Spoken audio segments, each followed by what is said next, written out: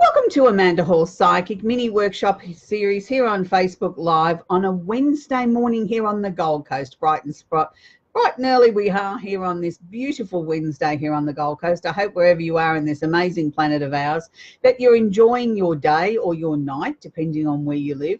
Here it's beautiful summer weather. It's tropical, it's balmy, it's the humidity's rising. We've got, hopefully one day we'll get a storm soon and cool things down, but that's enough of the Gold Coast weather. I'd like to take this opportunity to welcome you and thank you for joining us here on Facebook Live. This is a mini teaching series. It's not a show where I actually do complimentary or free readings. My main aim about this is to educate people about different psychic subjects each week. If you want the opportunity to have a free reading with me, can I suggest that you join my previous show on Facebook Live on a Wednesday morning starting at 8 a.m. Gold Coast time. So you might need to check your local time wherever you are in the world. And that's on A1R Psychic Radio here on Moonstruck TV, where I have a completely different formatted show. And on there, I do actually take two callers from around the world, and they do get a complimentary, very short tarot reading with me. So if you want that opportunity, can I suggest that you check out the A1R Psychic Radio Facebook page. They have a number of shows. They run 3 nights a week out of the US. So you might want to check that out. There's lots of fabulous readers, psychics and healers from around the world. I'm only one of the shows that's on air with them. So I'd like to take this opportunity to welcome everybody. If you'd like to leave, a little hello message, where you're from, in the comments. I don't actually give shout outs during the show because I find that if I start doing that, I lose my train of thought about what I was coming here to talk to you about. So, we've got the rules out of the road, no free readings. I'm happy to sort of, answer a question that relates to the topic at hand, no, nothing else. And I'll be very clear on that. I will be rude and I won't answer any other questions other than if it's a direct question that relates to today's topic. And today's topic, and we're at workshop number 46, is the new moon in Capricorn. So if it's a question relating to the new moon in Capricorn, yes, I'm happy to answer that for you in the next 48 hours. If it's got nothing to do with that, I will ignore it. So I'd like to take this opportunity to wish you a very, very happy new year. And I know for many of you, it's sort of back to work this week and we sort of grumble and grizzle a little bit and say, oh, yeah, I was really enjoying being on holidays. And particularly here in Australia, with it being summertime and we like to sort of head to anything that's sort of wet and cool, whether it's the beach, the river, the dam, the whatever. And I'm no exception to that. I really do enjoy summer and I do like heading towards the water and things like that. And I love to swim, and I try and get wet nearly every day of the week, all year round, because I think it's an important thing that we need to sort of look after ourselves and try and treat our body with the respect that it deserves. And getting some form of exercise every day, I think, is a must. It's just, if for nothing else, it makes you feel better. And I think the more we move, the longer we probably live. That's enough of my health tips for the year. We're going to get down to the task at hand, which is the new moon in Capricorn. Now, for those of you going to say, Amanda, but look, we've already had the new moon. Yes, we did. We had it on the 6th. But let's just do a little bit of a rundown of how I like to work with the moon energy. And we'll go into it a little bit more detail at why I've left it to this week versus last week. And okay, so the new moon. Now, any moon cycle, if we're saying the new moon was on the 6th of January, which it was here in Brisbane, we need to start working with the new moon energy 2 days prior to that. So we would have started on the 4th and the 5th. Then the new moon itself is the 6th, 7th and 8th. That's when it's at its peak. Then we allow another 2 days, 9 and 10, for it to wind down. So we have a 7-day cycle of the moon coming up, sitting still, and then coming down. That's in a normal situation. This particular new moon was the first eclipse for the year. Now, eclipses are times, look, lots of people write lots of different information and get all very complicated and technical about what an eclipse is, whether it's a lunar eclipse or a solar eclipse, and how does this affect everybody. In very, very basic terms, anytime we have an eclipse, it's a time of massive shifts of energy. Whether it's good, bad or indifferent, something's ending, something's changing, something new hopefully is coming in. So it's a time when we can sort of have that real sudden, oh, bump of energy or that sort of, oh wow, something happened. You know, for some people it can be that light bulb moment where all of a sudden the answers that you've been searching for to a situation all of a sudden come flooding in. You think, well, that wasn't that hard, how come I didn't work that out yesterday? And it's because we weren't ready to. So if you look at an eclipse as a time of change, no matter whether it's solar or lunar, then it's a time when the energy is very powerful. And particularly when we have an eclipse that comes with a moon cycle, whether it's a new moon or a full moon, I believe that the energy then still lingers for up to 3 weeks after the eclipse itself. So if that's the case, I'd like to suggest to you, take this new moon eclipse energy right through up until when we start working with the full moon in Leo later in the month. So for that reason, to do the new moon eclipse workshop today is not out of date. We haven't missed it completely. What we've done is the moon itself, the new moon, has already had a little bit of a head start on us. And because of the way that the calendar fell this year, and I didn't do a workshop on Boxing Day or the day after Christmas around the world, because most people were on holidays or with family or whatever, and I was away. Last week was our first show after Christmas, and I wanted to start the new year off with a manifest workshop, which is what we did.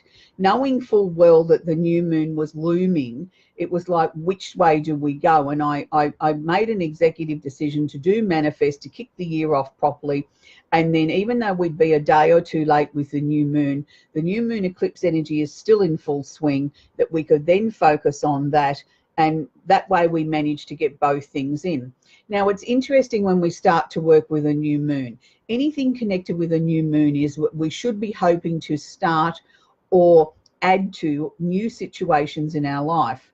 Now, for anybody that's been a regular viewer of these segments, you'll know that I don't always just look at a new moon as attracting new things. I'm a firm believer in, if we want to attract something new, we've got to release something else. If you've got a closet full of clothes and you can't fit anything else in and you want to go out and buy a new outfit, well, you've got to let go of one to make room to put the new one in. Well, it's the same in our lives. So if we want to attract new things into our lives, we need to be releasing or letting go of some old stuff. Now, for a lot of people say to me at the beginning of the new year, Amanda, look, I like to chuck out all the old energy, anything that I'm working on that no longer serves me, I get rid of it so everything's fresh. I've got this clean slate, clean book to start the new year. Well, that's perfectly fine if that's your belief systems. I'm not maybe quite that methodical.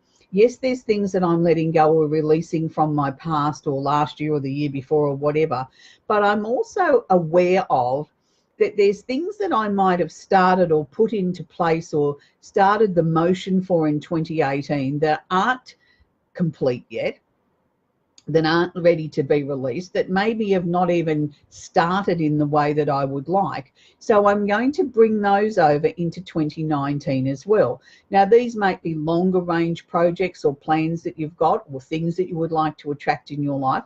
That's perfectly fine to bring those into the new moon eclipse, because they're things that we're already aware of. They haven't come to fruition. They haven't gone past their use-by date. So we need to bring them into the now.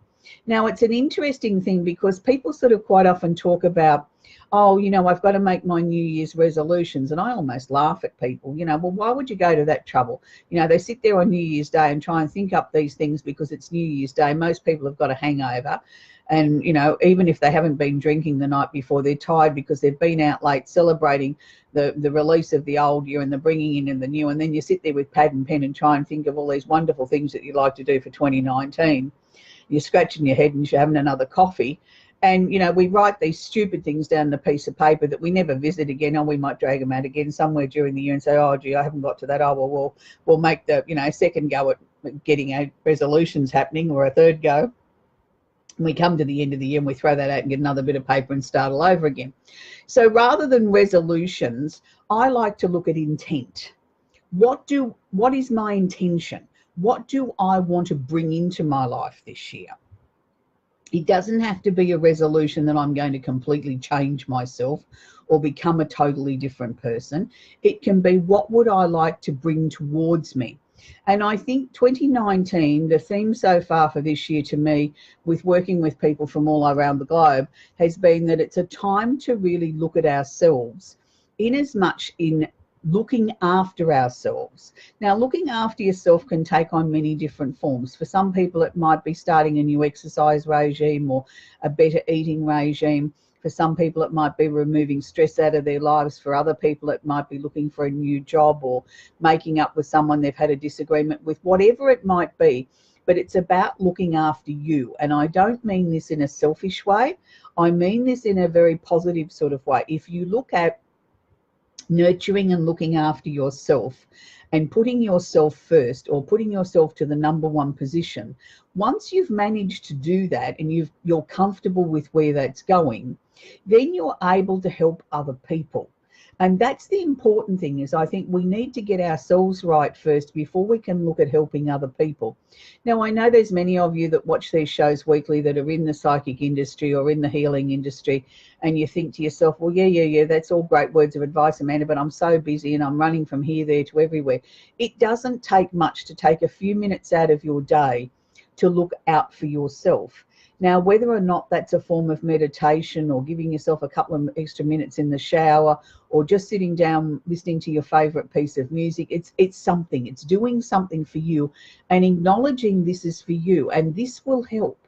Believe you me, it will. And, you know, they keep saying that life is getting busier and we're getting more stressed and we're more this and we're more that. I don't know that that's necessarily true. I think it's the things that we put on ourselves. We're the ones that are putting those things out there that we have to achieve this, this, and this, and this, and this. It's us that's putting the pressure on ourselves. Look, nothing has changed as much as we all still have to get out of bed. We all still have to feed ourselves, bathe ourselves, and earn an income. That's been going since the year dot. That hasn't changed. What has changed is our expectations of the things that we need to achieve in one lifetime. So maybe if we simplify what we need to achieve, then maybe, just maybe, we will feel more comfortable within ourselves. We will find that joy within ourselves. We will find that elusive sense of peace of mind that we all seem to be striving for and spending countless dollars on running around doing yoga or meditation or off to this and off to that. And, you know, we've got to get the money to do this and get the money to do that. And we've got to fit it in with the children and the family and our work life. And again, it's another stress. Instead of just sort of stopping, taking a moment and saying, okay, let's exhale and let's just look at this in some sort of order. And it brings me to that it's the Capricorn time of the year where we need to be putting some restrictions on things, where we need to be sort of setting up some procedures and some rules to follow for all of us. But, you know, more importantly for ourselves, it's a time when we look at our budget. It's a time when we look at the official things in our lives. It's a time when we revise our finances or look at what the plan is for the next 6 to 12 months. It's a time of slowing down a little bit and working with that energy. And that also coincides with the new moon in Capricorn eclipse. It's sort of like, aha, we've had that light bulb moment that maybe I've been looking at things in the wrong way. Maybe I need to completely change direction to get me where I need to go. So it's an important sort of process. And I just want to take you back to last month where we were all in the busy season, we were in the silly season, as people call it. We're all running hither and dither and getting ready for Christmas. And we all seem to hit a wall a couple of days before Christmas where it's sort of like, oh, I'm exhausted. I wish I could just sort of slow down. And we sort of then hopefully glide into Christmas and get Christmas and Boxing Day out of the road. And then we head into New Year's Eve and New Year's Day. And then after that, we collapse in a heap because we've put so much pressure on ourselves to get there. Partly that's the reason, but the other part is that the energy has shifted from being in a fire sign of Sagittarius into Capricorn on the 22nd of December. So all of a sudden we've gone from this very fiery, enthusiastic, joyful sort of energy to sort of almost hitting a brick wall that says, slow down, take your time. This is not, you know, the world's not going to end because you haven't got that last present or you haven't done this or you haven't done that, sort of start to breathe. And this is when we start to sort of ease into that. And we think it's the wind down heading in towards, well, I can't do any more, the shops are shut or whatever. It's partly that, but it's also partly the shift in the energy astrologically. So when we're working with a new moon, the new moon is about bringing towards new things. It is affectionately known as the dark moon, but its real correct terminology is the new moon. And the new moon happens once a month, every month, regardless of what's going on in the world. The same with the full moon. We have one at least every month. If we have two, it's called a blue moon. If we have two dark moons or black moons, that has another name too. It's eluded me at the moment, but it's the black moon. They call it the black moon. Then when we have a second new moon for the month. So it's, you know, it's something that happens all the time, and it just means that we have two of these moons in a calendar month, and that's why they call it a secondary name. But when we're working with a new moon in Capricorn, it's all the new moon situations where we're trying to draw new things into our life, releasing the things that are outworn. But we've now got to flavor it with that Capricorn energy, which is about rules, restrictions, things that we want to achieve, looking at things in a practical, logical sort of way, looking at how we can cut expenditure, look at how we can officially sort of try and tie loose ends up so that we can start to put some better procedures in place that hopefully we can follow throughout the course of the year. So this is why it's such an important new moon. And then when you have the eclipse added to it, it's like bing, bing, bing, bing, bing, all these light bulbs going off, where we've got some things ending, some things we're happy to look at, some things we think, oh, geez, I wish I hadn't seen that. But okay, it's here now, I've got to deal with it. So it sort of can be sort of quite a stressful time at the same time. So again, I want to come back to, let's just exhale, let's just breathe, let's just look at, okay, let's try and break this up into more manageable pieces. Rome wasn't built in a day, and neither was your life. So let's sort of take it down into very manageable little steps. So if we were going to be working with the new moon energy, what I'd like you to do is start to make a list of not your New Year's resolutions, but your New Year's intentions, or your intent of what you'd like to bring into this year. But at the top of the list, I want you to write what you're releasing, or what you feel is outworn, no longer serves any purpose in your life, and we're going to release it.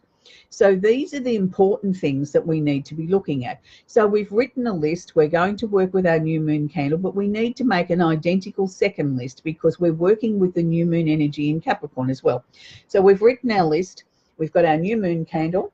So we're going to light our candle. These candles have got 2 wicks, so we sort of light one side one day and one side the next day. We're going to burn our candle for approximately 15 minutes to 2 hours a day. So we would read the list out aloud before we light the candle, or as we're lighting the candle. So you might want to write a third list, so you've got one there just to be able to read it out instead of having to lift it up from the candle and then pop it back under the candle. It's entirely your choice. So we read it out, we pop the list underneath the candle, we pop the candle on a coaster, so we never put it directly on furniture, as we are working with flame, don't forget, with candles, so never under an open window, curtains, near pets and children. Always make sure it's in a safe spot, and always make sure that you're sitting with it, because it is a flame at the end of the day. The reasons why I only like to light one side of the candle is you get a more economical burn if you're only lighting one side one day and one side the other day, but also too, it stops the glass container from getting too hot. So that's the new moon energy. So we're working with the new moon energy. So our second identical list, we'll be working with the Capricorn candle, which is the earth sign candle. And this one's designed for the 3 earth signs, Capricorn, Taurus and Virgo. So again, same rules apply, 15 minutes to 2 hours a day. We've read out our list, identical to the double wick system again, and we'd be doing that also. But for those of you that sort of say to me, look, Amanda, that's great, but I don't have such a big area. Well, we do make a gift box set. This you can make up any choices out of our 28 in our range for you. Today I've made it up with 2 earth and 1 new moon, but you could make it up with your star sign candle, a new moon candle, a full moon candle, or a manifest candle, or a love candle. The choice is purely yours. These burn for about 15 hours, so same principles apply. Write your list and pop it underneath it. Those of you that don't want to work with the flame, you can pick up one of these melt warmers at your local supermarket. Here in Australia, they're around about $15. They are electric. Same rules apply. Write your list, pop it underneath, all that sort of stuff. But with these, when you start using your melt warmer, you need to start with about 2 teaspoons of wax, and then add about ½ a teaspoon a day. And yes, you can mix the 2 waxes together, the new moon and the earth, and do it that way. And this can be left going while you're in the place. You know, if you're at home and you can flick it on in the morning, add your fresh wax for the day, and you can flick it off for the night when you go to bed. So that's my suggestion there with those. But it's really good to work with the new moon energy, and it's really good to set our intent for what we're hoping to bring into our lives for the coming 12 months. And on next week's workshop, we're going to be working with the sun in Capricorn energy, because it is still the sun in Capricorn's time of the year. For those of you that would like to join my newsletter that I put out occasionally when I get around to it, you can join up for free at www.amandahallpsychic.com.au, and you will be given the opportunity to apply for a complimentary astrology chart that can be emailed to you anywhere in the world. For those of you that want to buy candles or book a reading, again, head to my website, www.amandahallpsychic.com.au. And when you're at the checkout, don't forget to type in the word in capital letters, Facebook, and you will receive a discount there. And I know that then you've been one of the regular viewers here on our workshop series. So, you know, workshop number 46, it's amazing that we've been together for this length of time. I'm really proud and pleased to be able to bring these to you each week. And it's, if you have any sort of, you know, you want to sort of book a reading with me, please feel free. We have a number of different choices on my website. We have, you know, tarot cards for sale, candles, all that sort of stuff in the shop. So I hope you're enjoying the new year wherever you are in this world of ours. It is, you know, a very positive time of the year, but it can also be a time of the year when your energy's lagging a little bit. So maybe just sort of listen to what your body's telling you. If it's tired, give it a little bit more rest, a little bit more water, and make sure that the food that you're putting into your body is nutritious. It's always an indication if your body's tired, something's not right. You know, are you working too hard? Are you not giving yourself enough rest? Are you not feeding your body with the right type of nutrients it needs to function during the day? For each and every one of us, we have a different metabolism. We have a different ratio. Some people are more tired than others.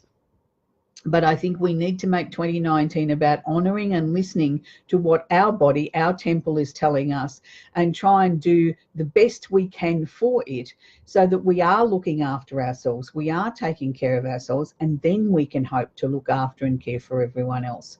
So thank you for joining me again. I look forward to seeing you again next week when we work with the sun in Capricorn. Bye for now.